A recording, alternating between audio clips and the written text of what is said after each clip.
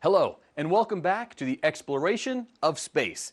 We've made it all the way to the chapter titled Rockets and Launch Vehicles, and today we're going to focus on rocket science. We're going to see Jerry the rocket scientist again, and we'll use several examples to explain basic concepts. You'll also look at some block diagrams. But rockets are the powerful and yes, even beautiful results of advanced aerospace technology. So, we'll be showing you photos of rockets during this lesson to give you a better appreciation for how amazing they are. Don't let them distract you from the material you're going to learn. You can come back to the rocket photos later for another look. This lesson will introduce important concepts for how rockets work. The force of thrust is what lifts rockets and launch systems off the ground, as shown here. We discussed velocity change in early lessons. Recall that we are trying to take a launch system sitting on Earth with very little velocity and accelerate it to a velocity of over 17,000 miles per hour. That's a lot of velocity change. Impulse, which is the thrust needed to propel a rocket, is force multiplied by time. At the end of this lesson, you'll be able to identify examples of rocket technology and share them with your class. These examples are all around us, but you probably never thought of them as part of rocket technology. You can also look at fictional examples from Star Trek and Star Wars to see if they got the technology right. All right, let's get down to work. Rockets take spacecraft where they need to go in space. Rockets form the core of the propulsion subsystems found on everything from fireworks to space shuttles to interplanetary spacecraft, so they are fundamental to space flight. You might ask, what does a propulsion subsystem do? Well, it gets spacecraft into space. It moves them around after they get there, and it changes their attitude, which is the direction they're pointing. This lesson focuses on rockets as the most visible part of space exploration. Few things produce the same feeling of awe as watching the space shuttle, the Delta, or the Titan rockets thunder into orbit. But first, let's ask ourselves, what is a rocket? A rocket is a system that takes mass plus energy and converts them into a force to move a vehicle. The mass is mostly propellant. The force a rocket produces is called thrust. Take a look at this block diagram to see the simplest version of a rocket system. It looks easy, doesn't it? The next question you should be asking yourself is, what is thrust?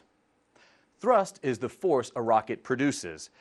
A rocket ejects mass at high speed in one direction so a vehicle can go in the other. The simplest example of a rocket is a balloon. If you blow up a toy balloon and let go of the stem, you see the balloon fly wildly around the room. What makes the balloon fly through the air? When you blow into a balloon, you force air into it, making the balloon's skin tighten. This increases the internal air pressure and stores energy like that in a spring. When you let go of the stem, the air pressure has an escape route, so the skin forces the air out under pressure. Technically, air molecules are being forced through the balloon's stem or nozzle. Try blowing up a balloon yourself so you can demonstrate this principle. You remember Newton's third law of motion, don't you? Who can give the example that the text used? That's right, two skaters starting at rest, while the first pushes against the second, and they both go backward. The first skater applied an action, which was pushing, and received an equal but opposite reaction. So, now let's apply this to the balloon example. As the air molecules, which have mass, are forced out in one direction, an equal force pushes the balloon in the opposite direction. Wow, this rocket science stuff is easy. We want to reinforce this concept, so let's consider another example. Imagine Jerry, our rocket scientist, is sitting in a wagon that is loaded with rocks. He's initially at rest and begins to throw the rocks in one direction. What's going to happen? That's right. Following Newton's third law, an equal but opposite force will move him and the wagon load of rocks in the opposite direction. To throw the rocks, Jerry has to apply a force to them. This force is the same in size, but opposite in direction to the force applied to Jerry and the wagon. Jerry, the wagon, and the load of rocks have very low velocity, but a large mass, while the individual rocks Jerry is throwing out the back of the wagon have have a very small mass going at a much higher velocity. The mass of rocks leaves at a rate we call the mass flow rate, represented by mdot and measured in kilograms per second. Mass flow rate is the amount of matter that leaves a rocket engine in a unit of time. Linear momentum is always conserved. As the momentum of the ejected mass or rocks goes in one direction, the momentum of the rocket, which is the wagon with Jerry and remaining rocks, goes in another direction. Here we can see the Thor, which is a ballistic missile like the ones we learned about in an earlier lesson. And on the next slide, we'll see a Delta rocket. The Delta series has had nearly 300 launches to date. Okay, let's review the basic principle that produces rocket thrust. A rocket uses energy to eject mass out one end at high velocity, pushing the rocket and attached vehicle in the opposite direction. Momentum change has the same units as force. We define the force on a rocket as thrust. Effective exhaust velocity tells us how fast the propellant is leaving the rocket. Newton's third law leads us to an important concept.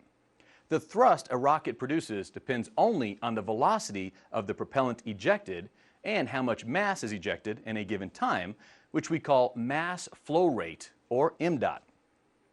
This relationship should make sense from our wagon example. Jerry, our rocket scientist, can increase the thrust on the wagon either by increasing the rate at which he throws the rocks, which would be a higher mdot, or by throwing the rocks faster, resulting in a higher velocity. Or he can do both. For example, if he threw bowling balls, he could produce a high thrust, or mdot, but with a lower velocity than if he were throwing small pebbles. So now that we have a basic understanding of how rockets create thrust, let's look at some more terms we'll need in our study.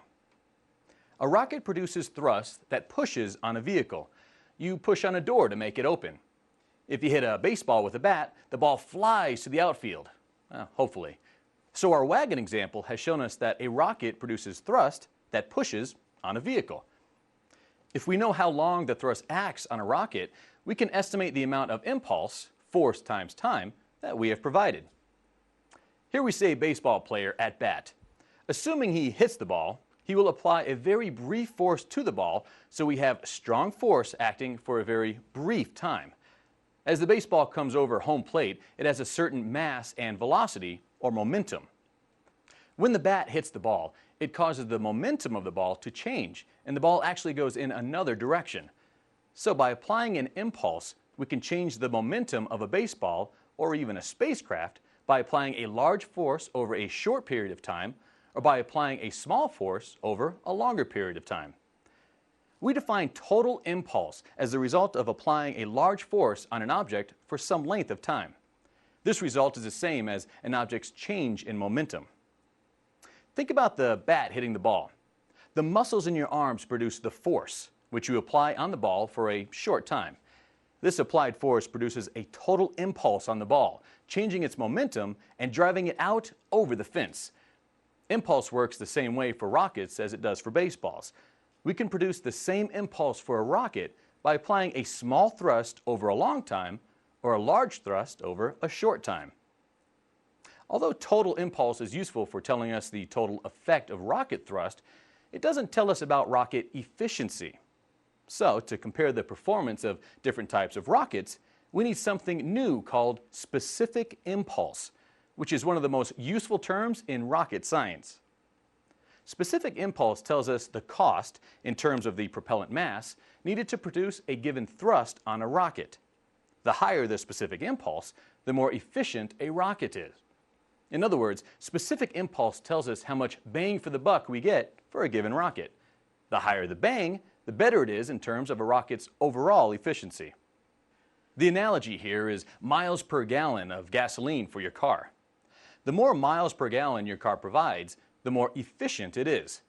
You can compare the efficiency of your car and others by comparing the number of miles per gallon the vehicles get.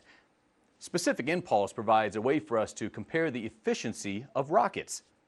The lower the efficiency of the car or rocket, the more fuel or propellant it will take to get somewhere.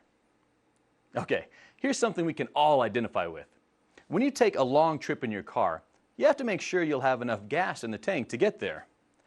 This concern is even more important for a trip into space because there are no gas stations along the way.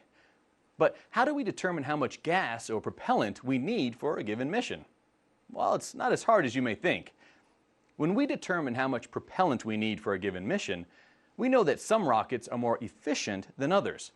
For example, one rocket may need 100 kilograms of propellant to change velocity by 100 meters per second, while another may need only 50 kilograms. To figure out how much propellant we need for a given trip, we must use a relationship between velocity change, which we estimated in the orbits lesson, and the amount of propellant used. We call this relationship the ideal rocket equation. If we know how much velocity change is required and the specific impulse of our rocket propellant, the ideal rocket equation will tell us how much propellant is needed. Here are several launch vehicles, from the Mercury Redstone to the Saturn V to the Space Shuttle. Each has a unique propellant requirement based on its change in speed or velocity and the measure of efficiency of the propellant. With this information, we can use the ideal rocket equation to tell us how much fuel is required for that particular mission. You can imagine that the ideal rocket equation is a mathematical expression that's often solved by a computer using lots of data. Now, we won't get into that much detail here, but you should know that the amount of propellant needed is directly related to the velocity change required and inversely related to specific impulse. This means that as we increase the amount of velocity change we need, the propellant required increases. On the other hand, as the specific impulse increases, the less propellant we need. The velocity change delivered by a rocket depends on its effective exhaust velocity and the ratio of initial to final mass of the rocket. The higher a rocket's effective exhaust velocity, the more velocity change it delivers for a given mass of propellant.